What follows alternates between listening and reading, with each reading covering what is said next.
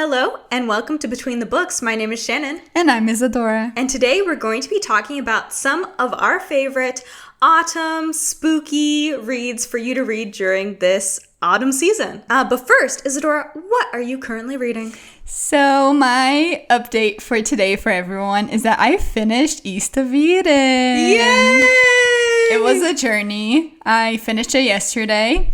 And I had plans during my workbook club, so I didn't attend. So I read that all, and I didn't even get to discuss it with anyone. But now you get to discuss it now. That is so true, Shannon. That is so true. So East of Eden, I'm not going to go into detail what it's about, because I already talked about it in our previous episode, but I enjoyed it. I kind of said the same thing last time, but when you're reading it, it's kind of entertaining. The story, I wasn't really bored when I was reading it, but it was not like anything crazy to me. I really thought it was going to blow my mind or it was going to make me really emotional or something, because a lot of people in our work group chat for the book club were saying that they cried. Oh, yeah? And I'm someone that cries very easily on stuff. And I was like, I can't even spot where you guys cried. Like, nothing got me even a little bit emotional. Mm-hmm.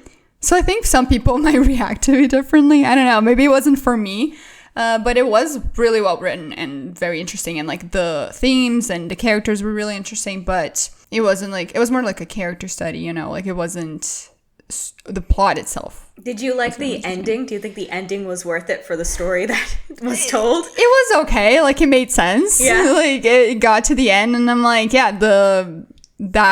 that makes sense, especially because it's similar to the Book of Genesis. And it's not the same, but it follows something that you're like, okay, this kind of makes sense. But yeah, it wasn't anything that some classics, yeah, like I get to the end and I'm like, wow, this I can now put everything together, and it was wow. But this one I was like, no, this feels the same as what I've been reading. You know, this is my dad's favorite book. I know, and I was thinking about this and I don't understand. Well, don't tell that to my dad. In case you're listening, Shannon's dad. In case my dad is listening to this podcast. That's interesting. He doesn't. I would be really interested in hearing why it's his favorite book. Maybe you guys could sit down and have a chat.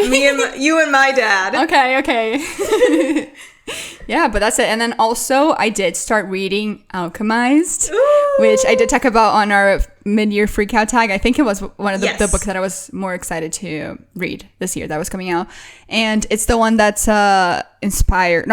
It used to be a Hermione fan fiction called Manacled, and now it's been published. So it's slightly different. I've read only the first chapter, and it does sound very, very similar to the actual fanfic. So I think it's going to be very much same scene type thing, but with slightly things changed. I'm really interested for these updates. Yes. Not that I hated the East of Eden updates, but this one I'm really interested in because we read The Irresistible Urge to Fall for Your Enemy. Not because we read The Irresistible Urge to Fall for Your Enemy, and so I'm interested how the world building, I guess, specifically has changed, because that's the thing that's obviously going to have to change. Because both of these books obviously were Harry Potter fanfic, so the magic system were the same in both books, but this one the authors had to kind of create a new magic system. Yeah. So I'm waiting for these updates. Yeah, and it will be across multiple episodes probably, because it's over 1,000 pages, and I don't think I've read a book over 1,000 pages in my life. So that will be a new thing that I do. I think the longest book I've read was 800 and something. But anyways, what book are you currently reading? So I currently read the first volume of a manga series that I'm really liking so far. It's called The Summer Hikaru Died, and an anime recently came out. So I'm reading the manga, and then hopefully I will watch the anime. But it's about a boy named Hikaru and his friend Ishiki. And Hikaru went missing in the mountains one summer night. And I forget how long he was missing, but eventually he was found. But whatever came back from the mountains is not Hikaru. And this isn't really a spoiler, because it's basically the main character finds out and confronts Hikaru about this in the first chapter of the manga. And I really, really like this because it's the thing that came back isn't your friend anymore, but they look and sound so much like your friend. You want to keep that, and you don't want to, because you had so much hope when they come back, and they came back different, and you're like, oh, I don't want to lose that hope that I had, because that's this thing. It still looks and sounds like my friend. So I really, really like it. Also, it is like a little spooky. Like the art. That's what I was gonna ask. The art in it is very kind of surreal. I think the art style is really, really cool. So you could also read it for your spooky October read. I think this is actually a great book to read at like the end of August. Okay, yeah. Specifically, like the last week of August. Summerish? It's like, it really captures like summer night, like heat, like that kind of vibe. Yeah. So it's very atmospheric in that kind of way. It takes place in like this little small Japanese town. Like supernatural kind of stuff is happening in the book. Yeah. So I think you could read it in October. I think you'd have lots of fun. So that's cool. That's a recommendation for you. Nice. But we're going to jump into our main focus for this episode, which is recommending autumn books for you. So Isadora, why don't you get us started? Yeah, so just to kind of explain, not all of these books are going to be spooky, scary, Halloween focused books, but they're also just going to be books that we think fit the vibe and are just like, things that we think this time of the year is the perfect time to read. Yes. Yeah. So I want to start with some classics because I think autumn is kind of like the perfect time to read classics. Some of them are more Halloween focused and some of them are just like, the vibes. But I wanted to start with The October Country, which is by Ray Bradbury. And Ray Bradbury, he mostly did short stories. He has a couple of 2 novels, but mostly short stories is what he's known for. And I do prefer his short stories. I think he's really, really good in them. The October Country is it's an old book and there's a bunch of little short stories. I don't love every single one of them and I can't even go into detail of what each one of them is about, but they're just some of them are quite spooky or it's just odd vibes, odd things going on, and it fits this time perfectly, obviously. At the beginning, there's kind of like a poem type thing that he wrote, and I can't remember the whole poem, but I know that at the end it says, autumn people thinking only autumn thoughts, and I think it's just I like the vibe, And so I definitely recommend that one. I think Ray Bradbury is amazing. And another one that I want to recommend is also by him, which is his novel, Something Wicked This Way Comes. It's basically in this town, and a circus arrives in the middle of the night. No one's... I do love circuses. I do love circuses. And this one, a week before Halloween, the circus comes into town. One day's not there, the next day it's there. And it kind of follows these 2 boys, and everyone is just fascinated with the circus in this town. Everyone's going there every day, and weird things start happening. I remember I think some people start going missing, or just odd things start happening in the town, and these 2 boys, they end up witnessing some things. They end up kind of sneaking out at night and seeing what's happening, and the people who came with the circus are quite strange, and they're hiding something. And I don't want to go into too much detail, but honestly it's pretty good, and yeah, definitely spooky, scary circus vibes. Wow, you're convincing me. You should read it. I want to read this. I think so. I think it's a good one. I will say that again, I think in terms of writing, Ray Bradbury is better at short stories, just because I remember the book being too the writing is beautiful, but it was too not flowery, that's not the word, but it's just he was focusing a lot on the writing, and then the structure of the plot didn't fit as well with his style. It was kind of dragged a bit in some points, and I like how he keeps it concise with his short stories, obviously. So yeah, so I recommend that one. Yeah. And actually, quick little side bit, I am also reading a book by him that I've been reading. It's also another short stories book. It's not Halloween themed, but I want to mention it. I'm reading The Martian Chronicles, which is his sci-fi one, takes place on Mars, and it's so good. I like it way better, and I definitely recommend if anyone wants to read The Martian Chronicles, not related to Halloween, but just wanted to give a shout out. Shout out Ray Bradbury. So I'm just going to continue talking about some of the other classics. So another one that I wanted to recommend is Rebecca by Daphne du Maurier, and that one is it's just kind of spooky and eerie, and it's about this woman, and she's kind of a young woman. She meets this man while she's on vacation, I believe, and he just charms her and they end up getting engaged and married. And he takes her to his big estate. He's pretty rich. He's got like this huge house. And when she gets there, she kind of finds out that his wife recently passed away. His ex-wife. Not ex-wife, I guess. His wife passed away, I forget, maybe a couple months before. And the house is left exactly the way that she left it. Like, he didn't change anything. Her bedroom's still the same.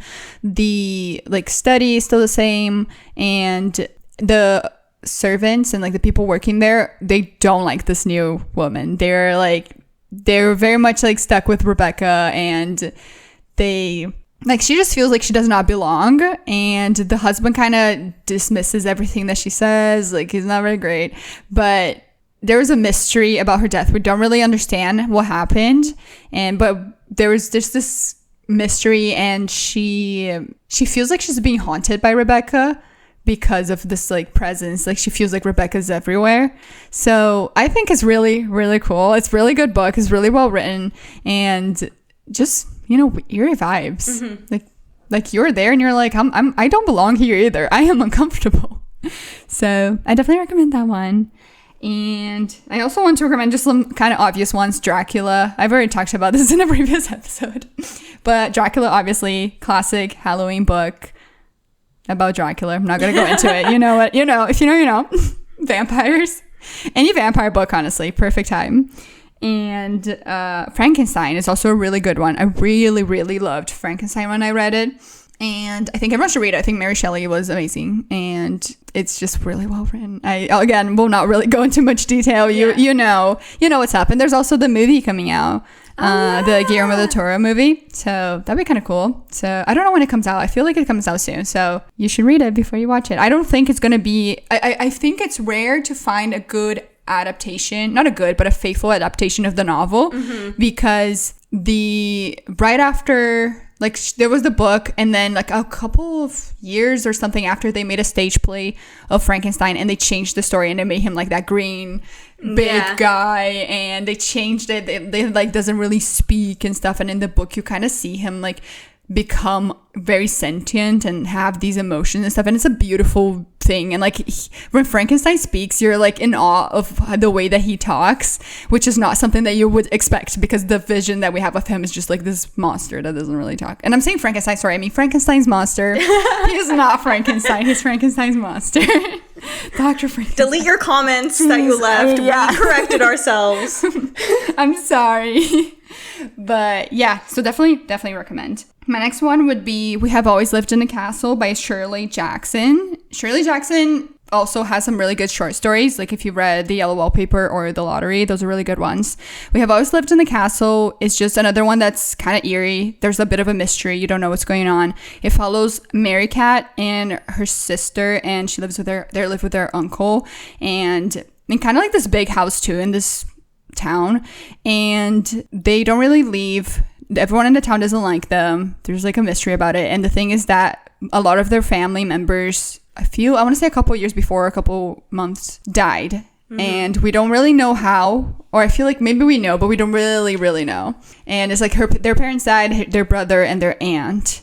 And so everyone in town kind of doesn't want to associate with them. Like, whenever they go out, everyone kind of moves back. And one day, one of their cousins comes to visit that they don't really know anything about, and he comes to stay. And Mary Cat really, really doesn't like him, and this man starts kind of getting close to her sister and trying to like change her mind about things. And everyone they kind of think that he's trying to get their fortune, whatever. And Mary Cat's very like younger child. It's like she's does like some sort of, not magic, but she does like those. She tries to do like little potions and stuff and whatever to kind of like little spell, not actual spells. Like, you know what I mean? Like alchemy or not alchemy. Like, she literally will just like make little pouches of things, and she will like, kind of quote unquote magic, and like in the real world, in the sense that like witchy things, where she would like make things to like collect little leaves and whatever, and be like, this will help kind of put this man away and stuff. Like, she's very like trying to get him away, but there is that whole mystery about what happened with her family and what's going to happen, and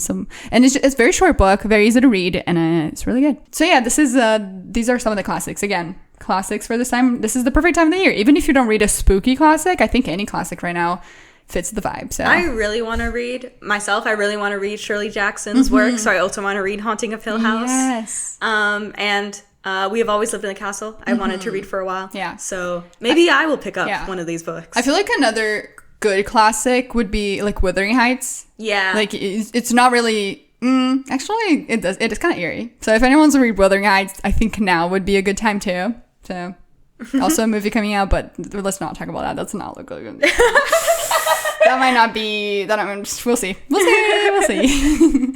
But anyway, Shannon, what do you have to recommend for us today? Okay, so I've got a series of books that fits the school vibe. I've got some books that take place at school. Academia. Because September is also a kind of setting where everyone's going back to school. So maybe if you want to pick up a book that takes place in an academic setting, these are some books that you can read. There is like the kind of seminal dark academia classic, which is The Secret History, which we talked about briefly in our Catabasis episode. But it follows a group of 6 students that are in an ancient Greek class, and just the crazy shit they get up to. Truly crazy shit they get up to as a group of 20-somethings in college. I hear a lot of people recommend this book, and I didn't know what to expect, but I think this book is like incredibly written. I think, this is Secret History by Donna Tartt, by the way. And I think Donna Tartt does such like a great job at describing the school and making you feel nostalgia for if you have left university, that time in your life when you had friends in school and you'd be like, oh yeah, I would kill someone for these guys. Yeah, I like that one because it feels like it romanticized that vibe, but it was also like terrible people. So you're, yes, you know what I mean? Like part of you is like, oh, I wish I had like the aesthetic was really nice. Yes, but the truth behind it was no. But the actual like narrative and the way it like tackles like these group of people and how like privileged they are and things like that it's just overall just a really strong book. I also really love, I also mentioned this in Catabasis episode, is Ninth House by Leigh Bardugo. So this book is about a girl named Alex who gets a full ride to Yale on the condition that she uses her powers to help one of the secret societies that exist within Yale. And she specifically has the power to see ghosts. And so she kind of like works for the secret society where they go and like take care of ghosts and like exorcise ghosts and things like that within Yale. And you're also unraveling a mystery about what happened to Alex's predecessor, because he went missing in an accident, and you're slowly learning like what happened to him. I also think that book is like really well written. I think it's Leigh Bardugo's best book personally, and it's very supernatural. There's ghosts and mystery, and as a warning, it's like a little bit gory too. So I think it's really fun. And finally, I've been mentioning it, but Catabasis by R.F. Kuang. We have a whole episode dedicated to it, but it's about 2 students who travel to hell to get their advisor back who died in a freak accident. And that also talks a lot about university life and academia, and tackles it more critically, sort of like The Secret History, and less like Ninth House. Ninth House is more of like an aesthetic setting. So if you want to read that, that's fine. If you want to read something that tackles academia more critically, Catabasis might be more for you. But I think all these books are really good, and I love their settings. So I think you should read them. Yeah, so I have a couple more. So Coraline is one that I think, it's the classic movie for Halloween. Everyone watches Coraline every October. It's amazing. It's a really good movie. You should watch it. But the book by Neil Gaiman is also really, really good. And I think it's roughly like, it's very similar to the movie. Like I think the movie did a really good job in adapting it. It's just so eerie. I love Coraline. Yeah, most people know, but it's about this girl that moves into this new house with her parents, but her parents are a bit like not paying a lot of attention to her, so she's just kind of exploring the house, and she finds this door and she crosses it to the other side. It's like this tiny little door. She gets to the other side, same house, but things are a little different. Her parents are there, but they're her other parents, and they have buttons for eyes, and they're kind of just seem nicer. Everything seems better. They are all like, they're cooking like really good food. She has like friends. Everyone's making like this fun. It's just so much more fun than when she comes back and everything just feels gray and boring. So, but there's something odd with that other world. So it's just, it's so good. I'm due for a reread, and I definitely think everyone should read it. Even though it is middle grade, honestly, still worth it. Mm-hmm. Another one is this one called Lone Women by Victor LaValle. I read it, I think, about 3 years ago, and it's about this woman. This one is also like just a bit eerie. It gets to the end, it gets a little more scary, but most of it is just an eerie atmosphere. It's about this woman, and it takes place in 1915, and she is by herself. Her parents, I think, just passed away, and she moves across the country. I want to say like probably the Midwest, and she goes to this place where people become homesteaders, which means they get land and a house, and then that to pay it back they just have to farm, and eventually like throughout the years they pay back. And this is something that happened a lot during that time with families and stuff, but there were also these women that would just do it by themselves, so they were the lone women.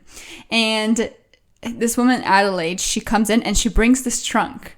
And in this trunk, there's something, and we don't know what it is, but it is locked, and she like keeps it very safe in her house.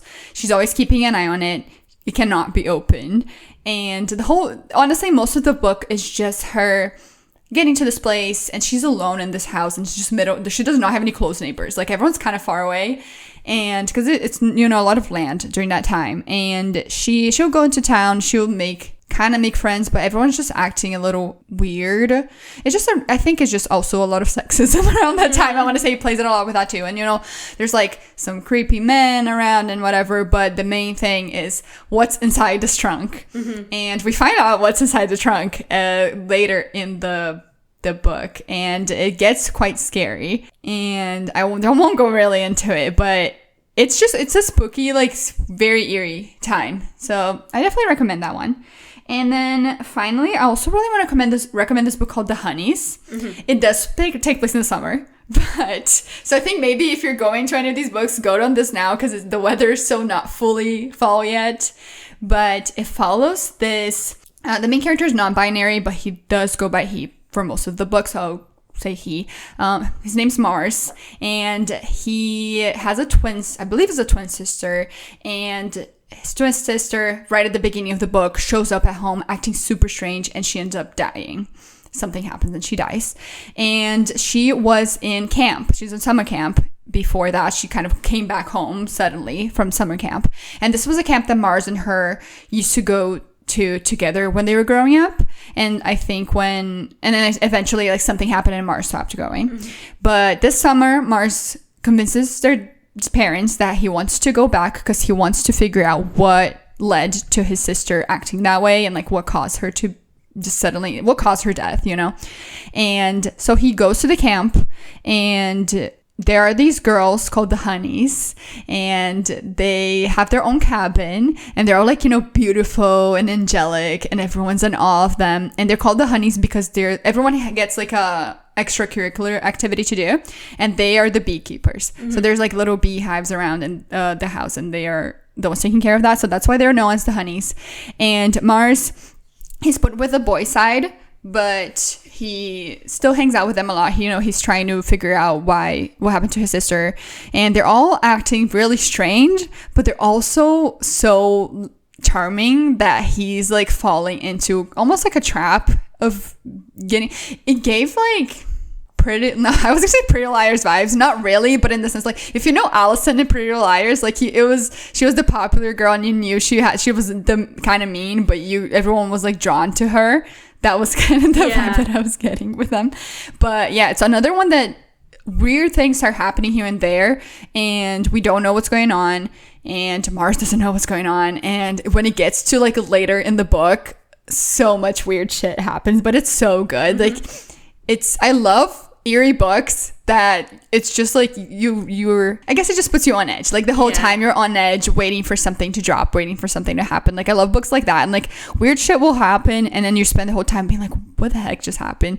And when things start getting revealed and they're like so twisted and weird, and I think that matches a lot of the books that I mentioned. I love when it gets to that part. So those are some of my recommendations for you. So what about you, Shannon? Do you have more? All right, so I've got a few more. My first one that I'm going to recommend was my favorite book that I read last year, and it is One Dark Window by Rachel Gillig. So this one I'm recommending to you because of the setting and the atmosphere again. So this one takes place in a small town that's surrounded by a mist. And if you go into the mist, you just end up like walking away forever. So no one can leave the mist, so no one can leave the town. The town's name is Blunder. And our main character's name is Elspeth. And she has she calls it a monster, in her head, that she got when she was younger. And it's I love the way the monster is like described in her head. It's very like animalistic, but obviously kind of protects Elspeth a lot throughout her journeys in the book. So that's why I'm recommending to you this book as like an autumn read. The book itself is about Elspeth and her nightmare as she teams up with the captain of the King's Guard to recover these magical artifacts. To hopefully lift the mists that surround the town. So it's also like an adventure story, but I really love just the general spooky atmosphere and how like the mist itself is used often to like corner our main characters and stuff, and like eventually some of them end up like going into the mist or running into the mist, and it's always like, ooh, spooky. Like, how are they gonna get back and stuff? So I really, really enjoy that book. It's a 2-book series. I enjoyed both books in the series. I thought they were really good. The next 2 that I'm going to recommend are, if you love books where the house that takes place in is a character in the book itself. So the first one I'm going to recommend to you is Starling House by Alex E. Harrow. It also kind of feels to me like a summer book, but in the way that it's like long summer nights and long summer days and things like that. It follows a girl who lives in a very small town in Kentucky, and she takes care of her younger brother. Her mom died in a car crash, and she's about college age, but she never really got to go to college because she has to take care of her younger brother. And she's like trying to make ends meet in like a, retail kind of job. And she really wants to save up enough money to be able to send her brother to college, as, he's getting to that age where he's thinking about going. There's this house that she always passes as she like walks home from work. And she always felt like kind of drawn to it. And through a series of events, she ends up getting hired as the housekeeper for that house. And so she gets closer to she learns there's only one occupant in the house currently. And she gets closer to him, and she gets to learn more about the house. And she learns more about why the house seems to call to her specifically. So I think this one's really good for all the girlies who love when the house is a character. And like in Monster House. Like in Monster House. Like if you loved Monster House as a kid. I'm not gonna lie, I watched that movie a lot. It's so scary. I thought that movie was so scary. I also thought it was scary. I was also scared of the house eating me. Yeah. I don't like the soul of the woman being stuck. Actually, spoilers. Spoilers for Monster House. I don't like that the soul of the woman was stuck in the house. I mean, I think it's pretty cool. So I like it as a narrative. I don't like it as it's scary. Anyways. My last book for you also contains a spooky house for you. And this one's probably my spookiest recommendation on this list. It's What Moves the Dead by T. Kingfisher. This is my favorite horror of hers that I have read. She writes, I I haven't read the Twisted Ones. That's another horror book of hers that I want to read, that I've heard is good. But of the ones I've read, I like this one a lot. So it's a retelling of the fall of the House of Usher, which I didn't know. And I didn't know the story of the fall of the House of Usher when I read it. So I was reading it. I went, oh, this is super cool. And then I learned what that story's about, and I went, oh, all my favorite parts were in the fall of the House of Usher. But not to dock this retelling at all, I think it's really good. So it's about a war veteran named Alex, who's invited to the house of like someone who he used to work with or was a colleague for, and spooky stuff is going on in the house. And if you know the fall of the House of Usher, then you can kind of have some idea about what kind of spooky stuff is going on in the house. But I really, really enjoyed this retelling. I thought it was really good. And I think it expands in a interesting way the original story. So those are my recommendations for you. Nice. And I have one final recommendation. And this one, honestly, it's just such a cozy, low stakes, supernatural YA that if that's what you're looking for, this would be the perfect read. And it is the Shiver series. Have you read it? I didn't like it. I think it's just, I mean, it's nothing crazy, but if you're accept that it's just gonna be literally no stakes, everything is just so like, I don't know, I like the vibes, and it's basically, it just follows this girl in the small town in the US, and I think it's getting closer to winter, or maybe it is like getting like autumn, because I think it's end of summer, getting colder in autumn, because the whole thing about this world is that there are werewolves, and they only turn into wolves when the temperature drops below a certain degree, so it gets really cold. So during the summer, they're normally people walking around, though during the fall, winter times, they're wolves. And this girl, she just lives in this house, and she sees these wolves in her, like, the forest behind her house. And there's this one wolf in particular that she remembers rescuing her when she was younger. And she sees him every once in a while. She's like, that's my wolf. And that's my guy. That's my wolf. And that's actually so funny. But, well, then eventually she kind of finds the truth of what's going on and how they are human. And stuff happens. It's about, I think it's 3 books, and there's a kind of side book with some other characters. And yeah, honestly, it's like there are stakes, but because it's YA and it's just like still a little supernatural book, it's cozy. It's like the cozy fantasy of supernatural YA, I would say. And maybe I'm saying cozy too much. Maybe it's not that cozy when you're reading it, but that's kind of how I see it. It almost read like a fan fiction, in the sense that, you know, when you read fan fiction, it just follows people doing things. Yeah. You know, like there are just scenes where like, oh, now they go home and they make dinner, and then they go to the mall, and then they do this, and then they go to the store and they look at this. So it's very just, you're following them day to day. So that's what I mean. It's not like a super locked in plot structure. So you get to just enjoy and see how their everyday lives are, which I really love that. So that's what I recommend.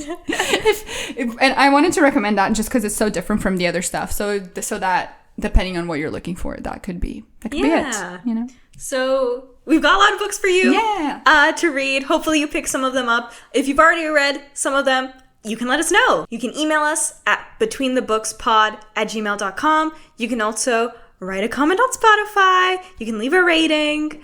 We're going on vacation. Yay. So we're not going to have an episode in 2 weeks, but we'll be back in a month, talking about what we were up to and maybe some books we read along the way. Yeah, so that'll be exciting. So thank you so much for listening, and we'll see you next time. Bye.